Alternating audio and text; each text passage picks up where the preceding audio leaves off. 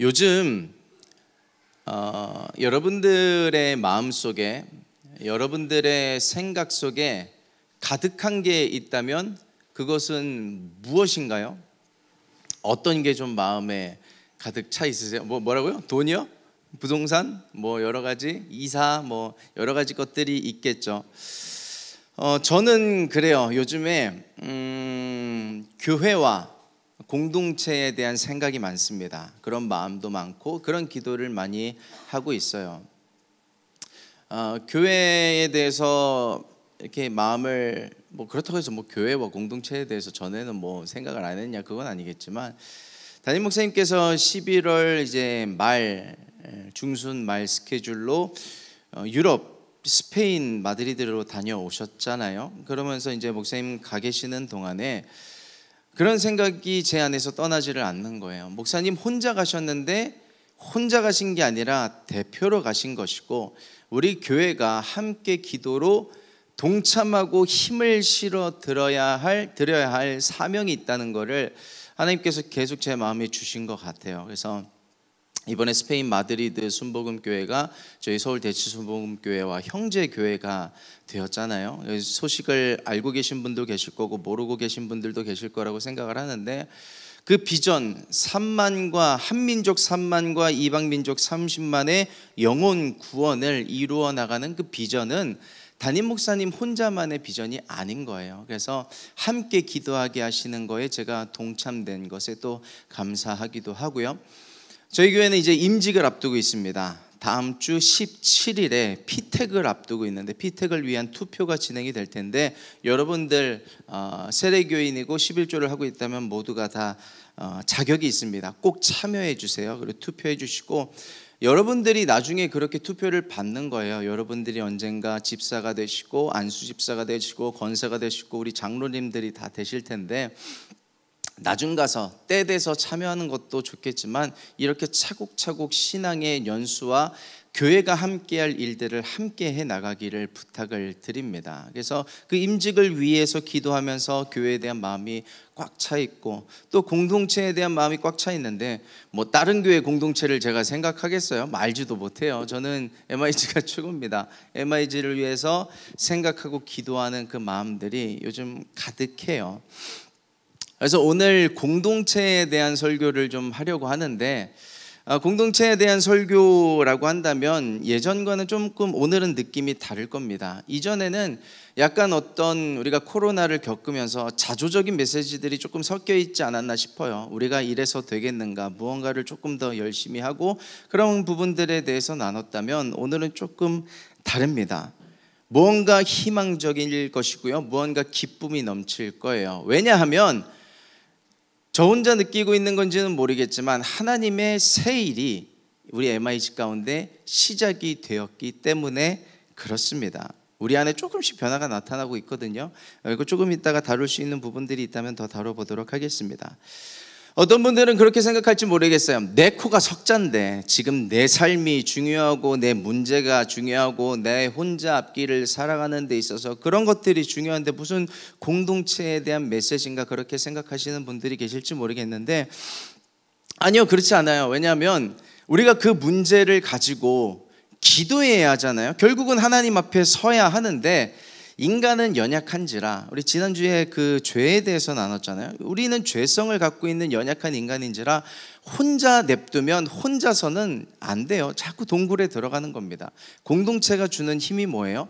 같이 하고 같이 이렇게 찬양하고 같이 말씀 듣고 같이 기도할 때 내가 거기서 힘을 얻고, 물론 교회설을 위해서도 기도하지만 내가 내 삶을 위해서 기도할 수 있는 힘과 원동력을 공동체를 통해서 얻게 되는 것입니다. 그래서 이 공동체라는 설교가 나에게 동떨어진 설교가 아니라는 것을 기억하시고요, 오늘 우리에게 떨어질 말씀을 기대하고 소망할 수 있는 오늘 예배가 되시기를 예수님의 이름으로 축복합니다.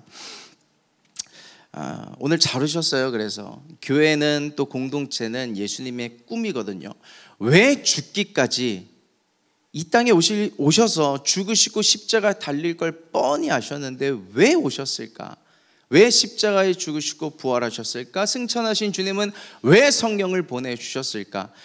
예수님께서 성령을 보내주셨을 때 오수절 마가 다락방에 성령이 임하고 가장 먼저 나타난 사건이 뭐였어요? 아주 자연스러웠습니다. 교회가 형성이 되는 거예요. 공동체가 형성이 되는 겁니다.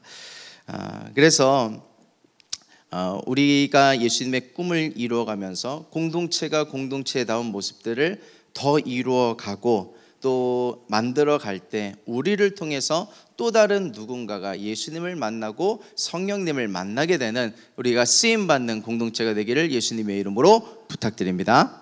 아멘. 이제 2023년이고요 12월입니다 우리 아까도 우리 MIG 주제 말씀 선포하면서 제가 짧게 이야기를 했지만 이 주제 말씀 선포할 주가 몇 번 안 남았어요. 이제 한 3번 남았나요? 이제 12월을 마무리해 나가면서 2023년을 되돌아본다면 전 세계적인 그런 맥락을 봤을 때 2023년을 한 키워드로 정리할 수 있다면 뭐라고 이름을 붙일 수 있을까요? 아마 코로나 엔데믹의 시대가 아닐까 생각을 해요. 코로나가 이제 끝나면서 많은 그 뉴노멀 새로운 것들이 우리의 일상으로 다가오게 되었는데 그런 생각을 해 봅니다. 앞에 있는 단어를 한번 봐 주시겠어요? 뭐 해석은 안 해드려도 될 거라고 생각을 해요. 리액션과 리스폰스가 있습니다. 리액션은 둘이 비슷한 것 같지만 조금 달라요. 리액션은 수동적입니다. 근데 리스폰스는 조금 더 능동적인 거예요. 공을 벽에다 던졌는데 그냥 자연스럽게 튀어나오는 거는 리액션입니다. 공을 벽에다 던졌는데 내가 왜 벽에 부딪혔는가? 어느 방향으로 튀어나갈 것인가는 리스폰스의 문제인 거예요. 코로나를 겪어오면서 우리는 리액션에 익숙해졌습니다. 신앙생활조차도 교회에 나오세요 하면은 나올 수 있었고 나오시면 안 됩니다 하면은 안 나왔고 온라인으로 예배드립시다 하면 온라인으로 예배드렸고 그렇게 리액션하기 바빴어요. 그런데 2023년에 우리가 엔데믹을 맞이하면서 리액션에서 리스폰스로 넘어가야 할 단계 가운데 나는 있다고 생각을 합니다. 이제는 수동적인 반응을 했던 거에 앞서 이제 변화돼서 내가 리스폰스해야 될 타이밍이 온 거예요. 내가 어떻게 반응하고 어떻게 액션을 취할 것인가, 어느 방향으로 벽에 튀겨서 나갈 것인가를 우리가 이제 결정하게 되는 것이죠. 리스폰스를 하다가 리액션으로 되돌아갈 수도 있습니다. 그것은 우리의 태도에 달렸어요. 어떻게 하기 나름인 것입니다. 여러분, 우리가 이 공동체가 앞으로 이제 2023년을 맞이하면서 어떤 리스폰스, 어떤 하나님의 앞에서 응답을 취할 것인가를 생각해 볼 때 부흥을 갈망하고 부흥을 꿈꾸는 MIG가 되기를 예수 그리스도의 이름으로 축복합니다. 아멘. 기억하시는 분들은 아마 기억나실 거예요. 올해 초에 그 미국에 있었던 에즈베리 대학의 부흥 이야기를 했었습니다. 그래서 제가 그 얘기를 잠시 꺼내고 싶어서 몇 월 달에 있었지를 제가 이제 제 메모장을 이제 검색을 해보는 거예요. 저는 이제 메모를 좋아하거든요. 많이 메모를 해서 거기 검색하면 다 나옵니다. 그래서 부흥이라는 두 글자를 입력하고 제 이제 컴퓨터에서 검색을 했는데 부흥이라는 단어가 2023년에만 해도 달별로 거의 빼곡히 제 메모 안에 차 있더라고요. 그러면서 내가 그래도 부흥이라는 것을 말만 하지 않고 꿈꾸고 그리고 적고 있었구나라는 것을 다시 한번 확인할 수 있었거든요. 여러분, 우리가 그 에즈베리 대학의 부흥을 이야기할 때 우리도 같이 꿈꿨었습니다. 그런데 사실 따지고 보면 그 에즈베리 대학이 얼마 가지 않아서 좀 어떻게 사그러든 듯도 해요. 그런데 그렇다고 한다면 그 부흥은 가짜였을까요? 저는 아니라고 생각해요. 그 부흥의 불씨가 남아있다고 생각을 하고, 그 불멍해 보신 분들은 알아요. 장작이 불씨만 남아있어도 다른 장작을 올릴 때 바로 장작이 불이 타오릅니다. 그 불씨에 또 다른 기도들이, 또 다른 기름 부음들이 임하게 된다면 하나님께서 또 다른 일들을 행하실 거라고 생각을 합니다. 여러분, 우리가 매해 주마다 MIG 예배를 시작하면서 부흥을 위해서 기도하고 있는데, 부흥을 꿈꾸고 부흥을 기도하고 있는데, 하나님의 새 일은 저는 이미 시작된 줄 믿습니다. 우리 안에서 크고 작은 변화들이 일어나고 있어요. 우리 워시퍼스가 조금 더 모이자고 하고 있고 조금 더 기도하자고 하고 있고요. 콰이어도 계속해서 그 자리를 지켜주고 있고, 지난주 광고 때도 얘기했지만 우리 성도님들이 토요일마다 하고 계신 게이트키퍼 기도회가 제가 작년에 꿈꿨다 그랬잖아요. 우리 MIG도 생겼으면 좋겠습니다. 그게 우리 MIG 게이트키퍼 기도회로 지금 지난주부터 어제도 모였고 계속해서 진행이 되고 있는 거예요. 그런 크고 작은 변화들이 일어나고 있는데, 중요한 것은 어떤 모습으로 나타나는가의 현상이 중요한 것은 아니에요. 왜냐하면 그 현상은 나중에 또 바뀔 수가 있기 때문에.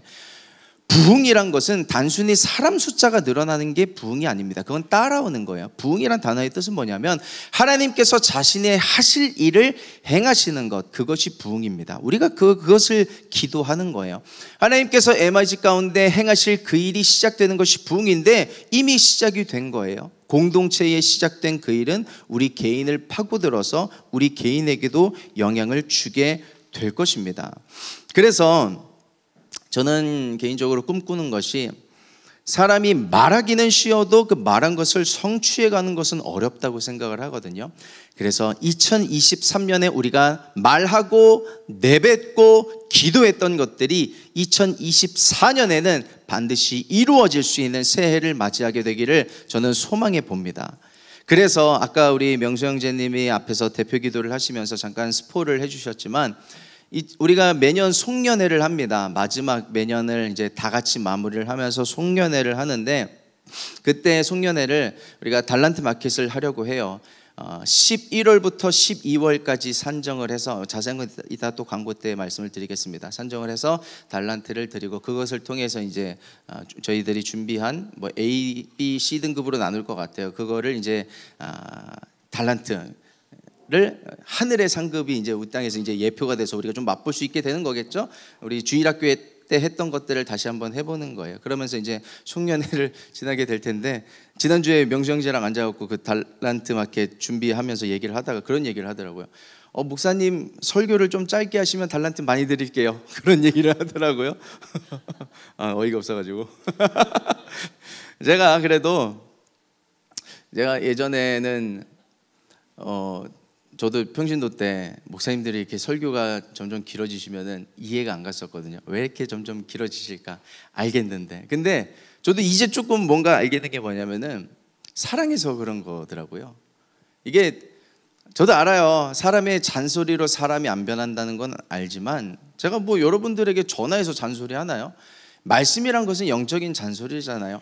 이 메시지를 통해서 모두가 다 변하는 건 너무 좋지만, 단 한 명이라도 그 말씀을 받고 변화될 수 있다면 그것을 위해서 잠 줄여가면서 기도하고 말씀 준비하고 선포를 하는 겁니다. 그래서 조금 그래도 줄여가 볼게요. 저도 제 생각에 요즘 계속 길어지고 있는 것 같기는 해요. 그래서 조금 줄여가 보도록 하겠습니다.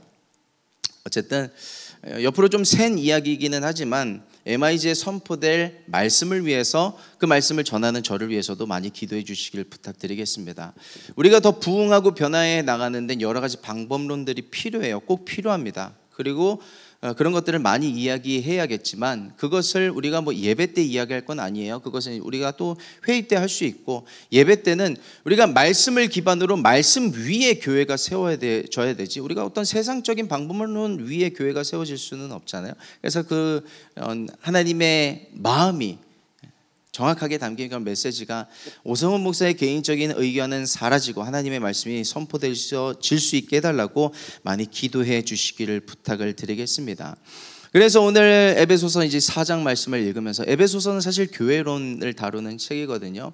그리고 4장부터 이제 실천적인 부분들을 다루는데, 이 4장 안에 이 교회를 어떻게 세울 것인가에 대한 성경적인 방법론들이 나와 있어요. 그래서 제가 1절부터 묵상을 하다가 2절에 걸려서 뒷부분을 다 이제 거의 뭐 놓치다시피 했는데, 우리 2절 말씀에 담긴 단어들 하나하나 보면서 우리가 어떤 스탠스를 취해야 될지 우리가 한번 같이 생각해 보도록 하겠습니다. 1절부터 3절까지 말씀인데 우리 같이 한번 합독해 보도록 하겠습니다. 다 같이.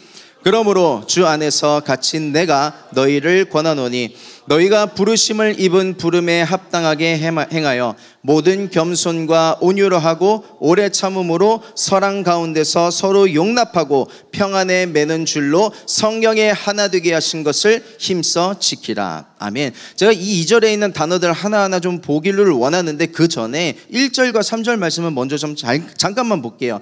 너희가 부르심을 입은 부름에 합당하게 행하여. 우리가 이 교회 가운데 모여지고 MIG 가운데 있는 것은 하나님의 부르심이라는 거예요.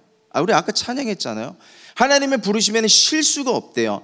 이 세상에 그 많은 교회들이 있는데 우리가 그 미국에서 교회를 다니는 것도 아니고 뭐 부산에서 교회를 다니는 것도 아니고 서울에서 교회를 다니는데 하필 이 대치동에서 만나는 건 뭐냐고요. 하나님의 부르심이고 예정이고 섭리라는 이야기죠. 그것을 성령님께서 하나 되게 하셨대요. 하나 되게 하신 것을 힘써 지키라. 이 공동체를 함께 만들어야 할 사명이 저와 여러분들에게 있는 것입니다. 그 방법론들을 하나하나 생각해 보도록 하겠습니다. 먼저 첫 번째는 겸손입니다. 겸손에 대해서도 여러 가지 하고 싶었던 이야기가 있지만 짧게 추격해서 예수님의 이야기만 잠시 해볼게요. 먼저 베드로 전서의 이야기입니다. 베드로가 예수님을 가까이에서 섬기고 만났던 수제자였잖아요. 그 베드로가 여러 가지 사고도 치고 실수도 하고 죄도 짓고 하지만 성령 받고 제대로 된 사역을 해 나가면서 사역 말기에 이제 서신서를 쓰죠. 베드로 전서를 쓰는데 그 5장 5절에 이런 표현을 하고 있습니다. 우리 다 같이 합독해 볼게요. 다 같이. 젊은 자들아 이와 같이 장로들에게 순복하고 다 서로 겸손으로 허리를 동이라. 하나님이 은혜를 주시느니라. 아멘. 겸손에 대한 단어를 쓰면서 재밌는 표현을 하고 있어요. 겸손으로 허리를 동이라. 겸손으로 허리를 벨트처럼 묶으라는 이야기예요. 베드로가 왜 이런 표현을 했을까? 아까 우리가 단서를 둔 게 있잖아요. 예수님을 가까이서 모셨던 자였는데 예수님이 그 겸손의 극치를 보여주신 부분들이 있었던 거예요. 요한복음 13장 4절에서 5절입니다. 우리 다 같이 읽겠습니다. 다 같이. 저녁 잡수시던 자리에서 일어나 겉옷을 벗고 수건을 가져다가 허리에 두르시고 이에 대야에 물을 담아 제자들의 발을 씻기시고 그 두르신 수건으로 씻기기를 시작하여. 예수님께서 잡히시기 전에 대야에다가 물을 담아서 제자들의 발을 직접 씻겨 주신 것입니다. 물로 닦고 손으로 닦고 수건으로도 물기도 닦아주시고 그렇게 섬겨 주셨던 것이죠. 왕이, 이 세상의 왕이, 우리를 지으신 창조주가 인간의 몸을 입고 오신 것도 겸손의 극치인데 그것도 모자라 가장 더럽다는 그때 뭐 양말이 있어요. 뭐 무슨 등산화가 있어요. 샌들 신고 그 광야를 다니면서 흙먼지 투성이 인간의 몸에서 두 번째로 더럽다는 그 발을 닦아주신 그 예수님의 섬김을 보세요. 제가 코로나 전에 MIG 캠프를 하면서 캠프 때 MIG 여러분들의 아마 기억나시는 분들이 있을 거예요. 모두는 아닐 거라고 생각을 하는데 제가 여러분들의 발을 닦아드렸던 기억이 있을 거라고 생각을 합니다. 그때 하나님께서 기회를 주셨고 제가 뭐 하고 싶다고 되나요? 하나님께서 기회를 주셨고 찬스를 주셔서 여러분들의 발을 닦아드렸는데 그래서 오늘 여러분들의 발을 닦아드릴까 하다가 제가 마음대로 할 수는 없으니까 그래서 내가 예수님 겸손이란 것은 일단 남에게 겸손하라고 잣대를 들이대는 건 겸손이 아니에요. 그 모든 잣대를 나에게 들이대야 됩니다. 그 잣대를 나에게 들이대는 게 겸손인데 그럼 내가 무엇을 겸손할 수 있을까? 제가 이제 가족들끼리 이제 함께 할 수 있는 시간들을 만들어 가기 위해서 이제 캠핑을 하고 있어요. 캠핑을 하면서 와이프도 조금 좋아하는 것 같고 아이들도 좋아하는 것 같다고 이제 느껴지면서 우리 MIG들도 같이 캠핑을 하면 좋겠다는 생각을 해서 한번 시작을 해봤습니다. 금, 토 비공식적으로 뭐 공지는 하지 않았어요. MIG의 유부남들을 초청을 했습니다. 왜냐하면 전체가 다 갈 수가 없는 게 캠핑장은 여럿이 갈 수가 없어요. 왜냐하면 거기 가족 단위로 오고 쉬러 오는 사람들이 많기 때문에 여럿이 가면 아무래도 말이 많아지고 데시벨이 높아지고 불편해지기 때문에 통으로 빌려야 되는데 우리가 그렇게 재정을 쓸 수는 없잖아요. 뭐 나중에 또 하나님 허락하시면 모르겠지만 그래서 우리가 이렇게 제가 나중에는 테이블별로든지 제자팀을 부르든지 여러분들을 이렇게 조금씩 뭐 그룹별로 이렇게 초청을 하려고 해요. 그래서 이번에 금토는 유부남들을 좀 초청을 했는데, 물론 이제 피치 못하게 못 온 분도 계시긴 하지만은, 제가 금요일에 오후 사역이 있어가지고 조금 늦게 도착을 했어요. 한 4시쯤 도착을 해서 캠핑을 세팅하는 게 생각보다 4인 세팅이 오래 걸려요. 천천히 하면 한 4시간 걸리고 빨리 하면 한 3시간 걸리고, 그래서 혼자 거기 이제 언덕이 있어가지고 앞에 개울 흐르고, 이제 4시에 도착하니까 해가 그 언덕에 걸치더라고요. 조금 있으면 해가 지게 생겼어요. 거기는 산지라. 그래가지고 빨리 해야겠다 싶으면서도 혼자 텐트를 치고 날르고 하니까 허리 아프고, 이제 고관절 안 좋은 거 다 아시잖아요. 다리 쩔뚝거리면서 막 이렇게 옮기고 하는데 제 마음이 기쁘더라고요. 이 유부남들이 이제 와서 같이 저녁 먹고 뭐 불멍하고 얘기하면서 조금이라도 쉼을 얻을 수 있다면 참 나는 기쁘겠다라는 생각으로 그 섬기는 마음으로 유부남들을 이렇게 섬겼거든요. 그래서 그분들이 얼마나 쉼을 얻었는지는 모르겠는데 저는 그런 마음으로 여러분들을 섬기고 싶어요. 캠핑은 시작이고 작은 것에 불과하고 제가 여러분들을 최선을 다해 좀 섬겨보도록 노력을 하겠습니다. 제가 먼저 시작을 하려고 해요. 그래서 이런저런 얘기를 하다가 그런 MIG 얘기가 왜 안 나오겠어요? 우리 MIG가 어떻게 될 것인가, 어떻게 할 것인가, 그런 얘기를 하면서 제가 선언을 해버렸어요. 2024년에는 더 변할 거다, 무언가 더 달라지게 될 거다. 그러니까 한 청년이 묻더라고요. 왜 그렇게 생각을 하세요? 제가 이렇게 대답했습니다. 내가 변했기 때문이야 라고 대답을 했어요. 저는 이미 제 마음만의 여러 가지 자세가 이제 바뀌었고요. 저는 다른 건 다 차치할게요. 2023년에 많은 것들을 새롭게 여러분들과 시작을 해보려고 합니다. 저 한 사람이 변한다면 하나님께서 저를 사용하실 것을 믿고, 저처럼 또 한 명의 누군가가 나오고 또 한 명의 누군가가 나온다면 그 한 사람들 때문에 우리 MIG라는 공동체가 하나님께서 바라보실 때에 행복하고 감사한 공동체로 만들어져 가게 될 줄 믿습니다. 여러분, 겸손은 섬김인데 우리가 아까 찬양으로도 고백했잖아요. 희생과 포기와 가난, 뭐 그런 것들이 우리에게 필요할 수는 있겠지만 모든 걸 우리가 다 헌신하고 다 섬기라고 얘기는 하지 않을게요. 작은 부분, 내게 달란트로 주어진 그 어떤 거를 사용하면서 내가 잘할 수 있는 부분에서, 즐겁게 할 수 있는 부분에서 헌신해 나간다면 우리 이 공동체가 아름답게 세워져 갈 수 있을 줄 믿습니다. 우리 함께 겸손한 자세로 서로 섬길 수 있는 공동체가 되어주시기를 예수님의 이름으로 부탁드립니다. 아멘. 아멘이 여기는 나오는 것 같은데 여기는 다시 한번 예수님의 이름으로 부탁드립니다. 아멘. 그렇게 섬김이 필요하고요. 두 번째로 말씀하신 게 이겁니다. 온유인데요. 온유와 오래 참음은 세트로 좀 같이 보고 싶어요. 성경에서 가장 온유한 사람이 누구였냐고 묻는다면 아마 열의 9은 다 모세를 꼽을 겁니다. 왜냐하면 하나님도 모세를 그렇게 인정하셨기 때문에 그렇죠. 민수기 12장 3절 말씀입니다. 우리 다 같이 합독하겠습니다. 다 같이. 이 사람 모세는 온유함이 지면의 모든 사람보다 승하더라. 아멘. 모세에 대해서 하나님이 이렇게 평가를 하신 거예요. 모세는 온유함이 지면의 모든 사람보다 더하더라. 그런데 모세가 그 온유함으로 250만 명이나 되는 대민족을 이제 애굽에서 이끌어서 광야를 이끌고 이제 가나안을 향하여 가는데 모세만은 허락된 가나안 땅에 들어가지 못했습니다. 왜 그랬나요?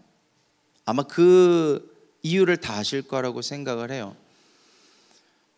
백성들이 마실 물이 없다고 또 원망을 하죠. 그때 하나님의 어떤 마음으로 썼던 건 아닌 것 같아요. 백성들 앞에 화를 내면서 그 온유함을 지키지 못하고 반석을 2번 내려치고 뭐라고 해야 될까요? 그 입술을 지키지 못했던 장면이 민수기 20장에 기록이 되어 있는데 우리 한번 같이 10절부터 12절까지 말씀 합독해 보도록 하겠습니다. 다 같이. 모세와 아론이 총회를 그 반석 앞에 모으고 모세가 그들에게 이르되 패역한 너희여 들으라. 우리가 너희를 위하여 이 반석에서 물을 내려 하고 그 손을 들어 지팡이로 반석을 2번 치매 물이 많이 솟아나므로 회중과 그들의 짐승이 마시니라. 여호와께서 모세와 아론에게 이르시되 너희가 나를 믿지 아니하고 이스라엘 자손의 목전에 나의 거룩함을 나타내지 아니한 고로 너희는 이 총회를 내가 그들에게 준 땅으로 인도하여 드리지 못하리라 하시니라. 아멘. 모세가 그 한 번의 화를 참지 못한 것 때문에 가나안을 못 들어가게 될 줄 알았을까요? 저는 몰랐다고 생각을 해요. 보면은 그래서 온유라는 뭐냐면 마지막 그 한 번을 참을 수 있는 게 온유예요. 마지막 그 한 번의 감정을 참을 수 있고 마지막 한 번의 그 단어와 그 잔소리를 참을 수 있는 게 온유입니다. 근데 그게 잘 안 되더라고요. 자녀들을 키워보니까 아까도 얘기했지만 사람의 잔소리로 사람이 변하지 않는다고 생각하는 게 저의 생각인데 근데 자녀들에게 잔소리를 하고 있어.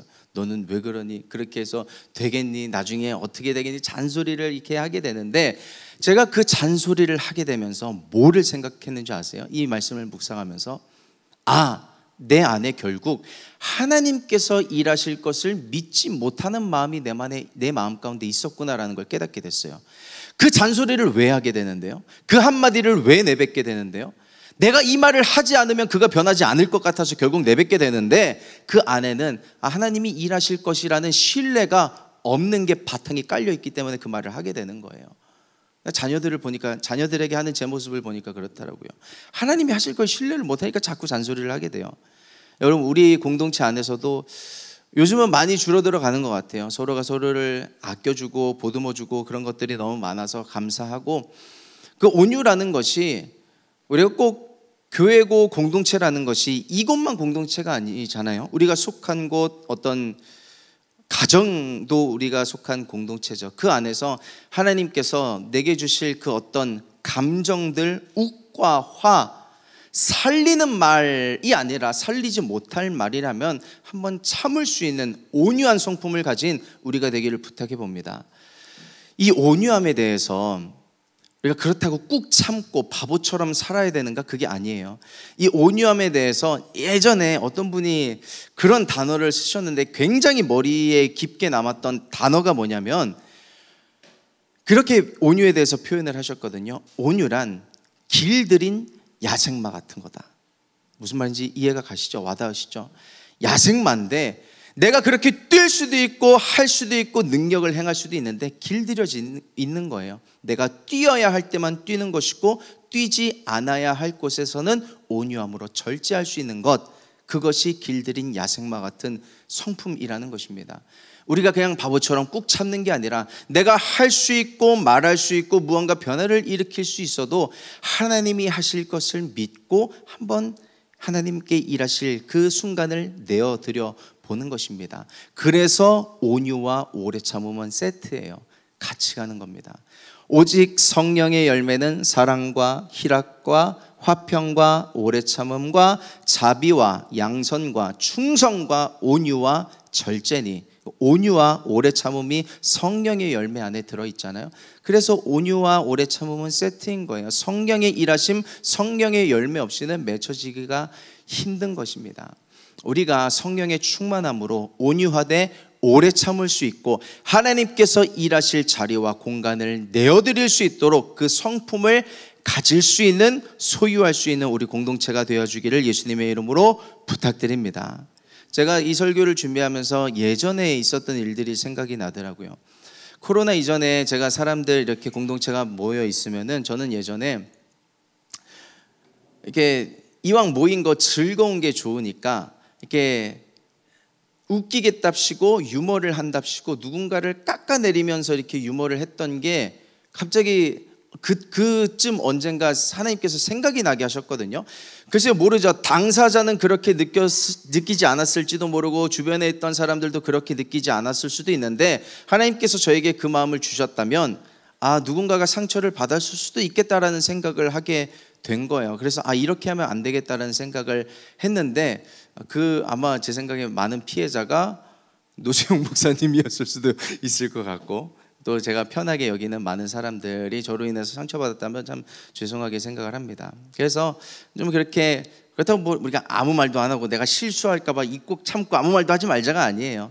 이게 하되 좀 이렇게 절제하고 필터링 할 수 있는 우리가 되어 보기를, 말 한마디를 소중하게 하면 되는 거예요. 단어 선택을 소중하게 하면. 그렇게 온유와 오래 참음의 방법론을 선택해서 따라갈 수 있는 우리가 되기를 소망해 봅니다.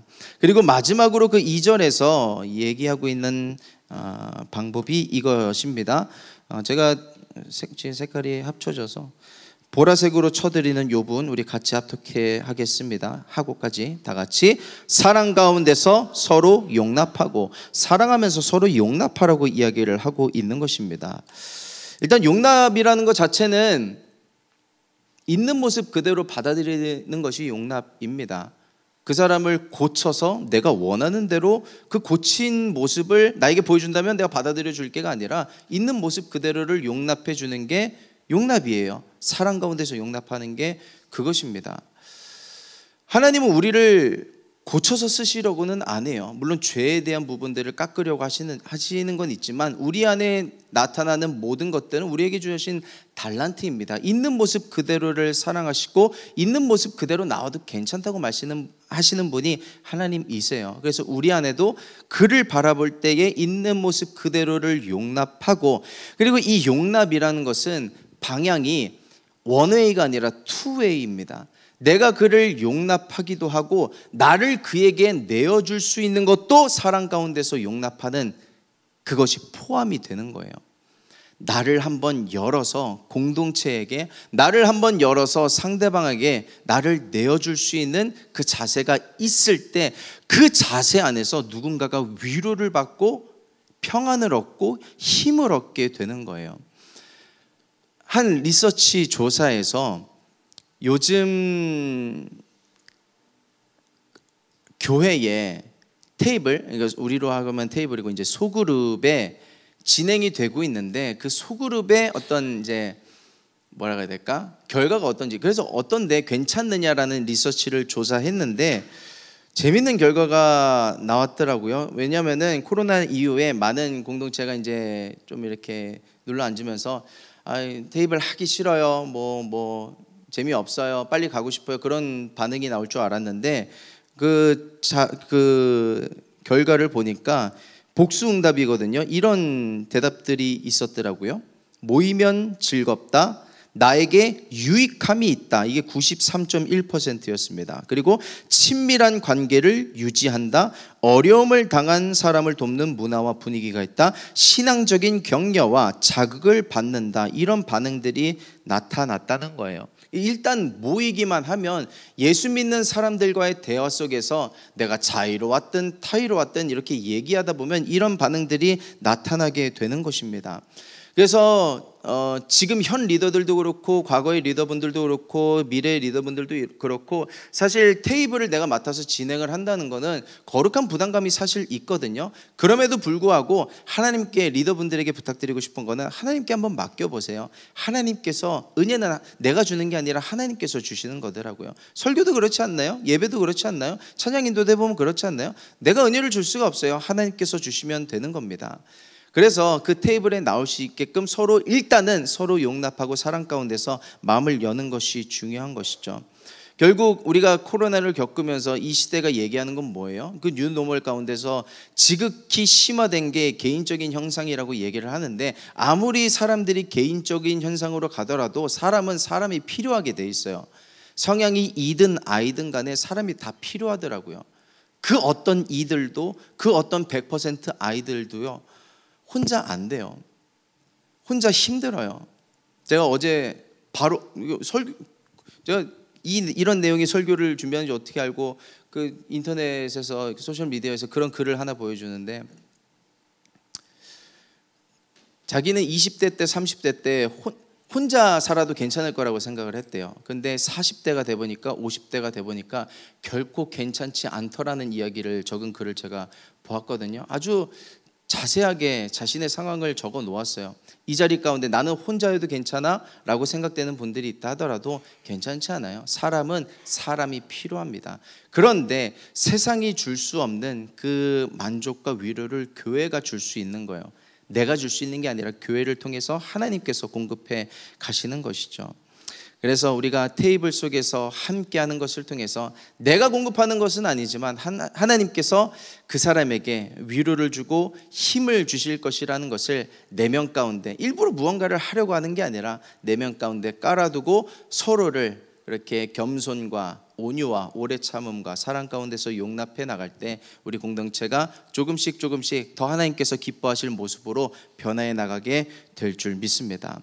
리더분들 뿐만 아니고요, 모든 우리 MIG 분들이 할 수 있는 일들이 있을 거예요.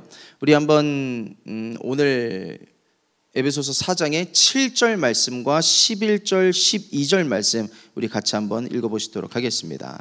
다 같이. 우리 각 사람에게 그리스도의 선물의 분량대로 은혜를 주셨나니, 이어서요, 그가 혹은 사도로 혹은 선지자로 혹은 복음 전하는 자로 혹은 목사와 교사로 주셨으니 이는 성도를 온전케 하며 봉사의 일을 하게 하며 그리스도의 몸을 세우려 하심이라. 아멘. 어떤 사람은 악기를 잘해요. 어떤 사람은 음향을 잘 다루고, 어떤 사람은 컴퓨터를 잘 다뤄요. 어떤 사람은 섬기는 걸 잘해요. 어떤 사람은 가르치는 걸 잘하고, 어떤 사람은 케어하는 걸 잘하고, 어떤 사람은 기도하는 걸 잘할 수도 있고요. 어떤 사람은 만드는 걸 좋아할 수도 있고요. 어떤 사람은 뭐 이렇게 같이 이야기하면서 서로 에너지를 주고받는 것들을 좋아하는 사람들도 있고, 몰라요. 각자에게 주어진 하나님의 은사가 있는데 그게 선물이라는 거예요. 그것을 통해서 하나님께서 크든 작든 성품적인 것이든 외적인 것이든 하나님의 공동체를 세워가는 데 있어서 사용하실 것들이 있다는 이야기를 지금 하고 계신 것입니다. 그래서 여러분들에게 주신 달란트를 하나님을 위해서, 하나님 나라를 위해서 사용할 수 있는 여러분 한 명 한 명의 MIG가 되어주시기를 예수님의 이름으로 부탁드립니다. 이렇게 함께 만들어가면 저는 기대가 돼요. 그래서 여러 가지 생각도 많이 하고 있고 기도도 하고 있지만 많은 이제 역동성들이 또 나타나게 될 거라고 생각할 때 함께 하면 좋겠어요. 혼자는 힘들어요. 부탁을 드리고 권면하고 여러분들에게 제안을 합니다. 함께 할 때 하나님께서 저희들에게 행해 나가실 또 다른 큰 그림들이 우리를 통해서 이루어져 갈 줄 믿습니다.